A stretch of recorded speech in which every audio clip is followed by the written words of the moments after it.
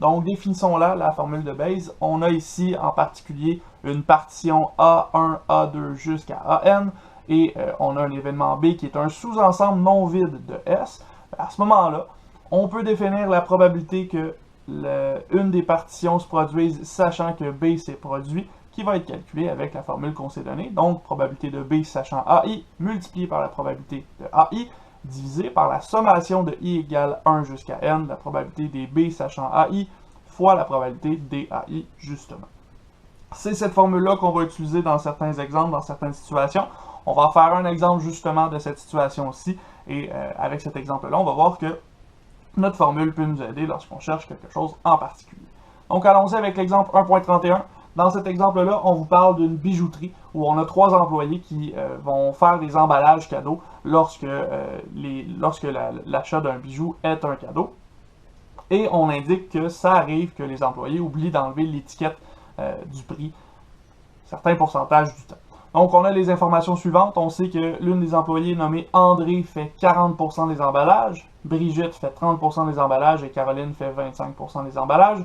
On sait que André oublie l'étiquette 2% du temps, Brigitte 1% du temps et Caroline 3% du temps. Avec ça, on peut définir 4 événements qui définissent la situation. On peut définir l'événement A, André a emballé le cadeau, l'événement B, Brigitte a emballé le cadeau, l'événement C, Caroline a emballé le cadeau, et l'événement E, l'étiquette a été oubliée. Donc, avec ces informations-là, la propriétaire de la bijouterie se demande quelle est la probabilité qu'une erreur soit commise, donc quelle est la probabilité que l'étiquette ait été oubliée lorsqu'on a fait un emballage cadeau.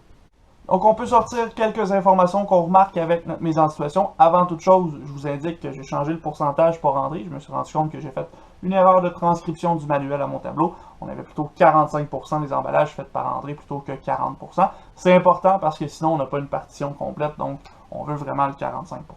Ceci étant dit, 45%, ça veut dire que la probabilité que André a emballé le cadeau correspond à 0,45.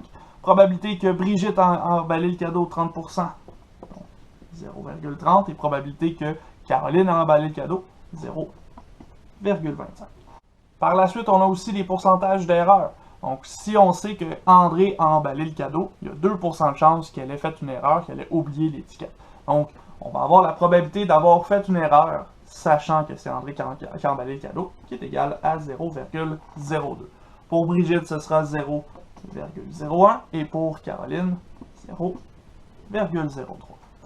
Et là, à ce moment-ci, on a résumé les informations initiales dans des probabilités ici. On cherche quoi? On cherche la probabilité qu'une erreur soit commise, donc on cherche probabilité de E. Avec ça ici, on va regarder est-ce que notre problème remplit les conditions pour la formule de Bayes. On va commencer par vérifier est-ce que notre espace échantillonnal est vraiment partitionné en des sous-ensembles complets. Ici, nos sous-ensembles sont André, Brigitte et Caroline. Comme ce sont les 3 seuls employés de la bijouterie, elles représentent l'ensemble des employés. Donc, on peut séparer l'ensemble S par ces 3 personnes-là. Et ici, comme ce sont les 3 seuls qui font des emballages, c'est aussi les 3 seuls qui commettent des erreurs. Donc, les erreurs commises vont être commises soit par André, soit par Brigitte, soit par Caroline. On a effectivement une partition ici. Donc, si on voulait représenter notre situation dans un diagramme de Venn, on pourrait séparer en 3 parties notre ensemble. On aurait André d'un côté, Brigitte de l'autre, Caroline ensuite, et on a des erreurs qui sont commises par chacune de ces 3 employés-là, et nous, on veut voir laquelle, on veut calculer la probabilité de faire une erreur, justement, dans notre magasin, dans notre bijouterie ici. Et là, avec le diagramme, c'est facile d'aller vérifier qu'est-ce qu'on doit calculer pour obtenir la probabilité d'avoir une erreur, quelle est la probabilité de E. Ça va nous prendre la partie A et E. On va écrire en bleu. On va avoir besoin de la partie B et E, qui sera en vert. Et finalement, la partie C et E, qui sera en noir. Et là, on pourrait se questionner aussi à savoir est-ce que la partition qu'on a faite A, B et C, c'est une partition où chacun des sous-ensembles sont mutuellement exclusifs. Et pour faire ça, c'est assez facile. Hein? On peut vérifier est-ce qu'un cadeau peut être emballé par André et Brigitte en même temps? Non. Par André et Caroline? Non plus. Et par Brigitte et Caroline? Non plus. C'est toujours une seule personne qui emballe le cadeau, c'est jamais deux personnes à la fois. Donc, comme les ensembles ici sont effectivement disjoints, on a bel et bien une bonne partition de notre ensemble S. Ce que ça veut dire, c'est que notre ensemble E, donc une erreur soit commise, va être calculé avec la partie de E qui correspond à A, donc A et E, ou la partie de E qui correspond à B, donc B et E, ou la partie de E qui correspond à C, donc C et E. On trouve les trois partitions de notre ensemble S qui nous donnent l'ensemble E au complet. Ce que ça veut dire, c'est que la probabilité de E, c'est égal à la probabilité de A et E, ou B et E, ou C et E. À ce moment-ci, on a trois événements, trois intersections qui sont distinctes, trois intersections qui sont incompatibles. Donc, on peut séparer cette probabilité-là comme étant la probabilité de A et E, plus la probabilité de B et E, plus la probabilité de C et E. Et là, chacune de ces propriétés-là, chacune de ces probabilités-là, plutôt, peut être calculée à partir de la probabilité conditionnelle. Donc, notamment, probabilité de A et E, ce sera égal à la probabilité de E sachant A multiplié par la probabilité de A. Des informations qu'on a déjà. Dans ce cas-ci, probabilité de E sachant A, 0,02. Probabilité de A, 0,45. Et ça nous donne 0,009. On continue avec B et E. De la même façon, on va aller chercher probabilité de E sachant B multiplié par la probabilité de B. Dans ce cas-ci, E sachant B, c'est 0,01. Probabilité de B, 0,30. Donc, on a 0,003 pour cette probabilité-là de B et de E. Probabilité maintenant de C et de E. On va obtenir cette fois-ci probabilité de E sachant C multiplié par la probabilité de C. Et ça ici, ce sera égal à 0,03 multiplié par 0,25. Et ça nous donne 0,0075. Ainsi, probabilité de E, c'est égal à la somme de ces probabilités-là, 0,009 plus 0,003 plus 0,0075, qui nous donne 0,0195, qui est égal à 1,95%. Donc, on a une erreur qui va être commise 1,95% du temps. Donc, si vous achetez un bijou et que vous voulez le faire emballer pour un cadeau, il y a 1,95% de chance que l'étiquette de ce cadeau-là soit encore sur le bijou lorsque vous allez faire ouvrir ce cadeau-là par la personne à qui vous vouliez l'offrir. À ce moment-ci, je pourrais transcrire cette situation-là dans un arbre de probabilité. On part avec la chance d'avoir André qui a emballé, Brigitte ou Caroline. Il y avait 0,45 pour la probabilité que ce soit A, 0,30 pour B et 0,25 pour C.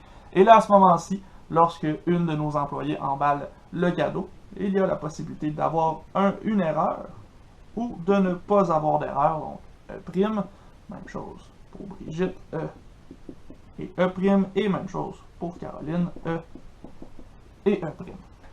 On sait que lorsque c'était André qui emballait le cadeau, on avait 0,02 pour la probabilité d'avoir une erreur. Ça veut dire que la probabilité de ne pas avoir d'erreur correspond à 0,98.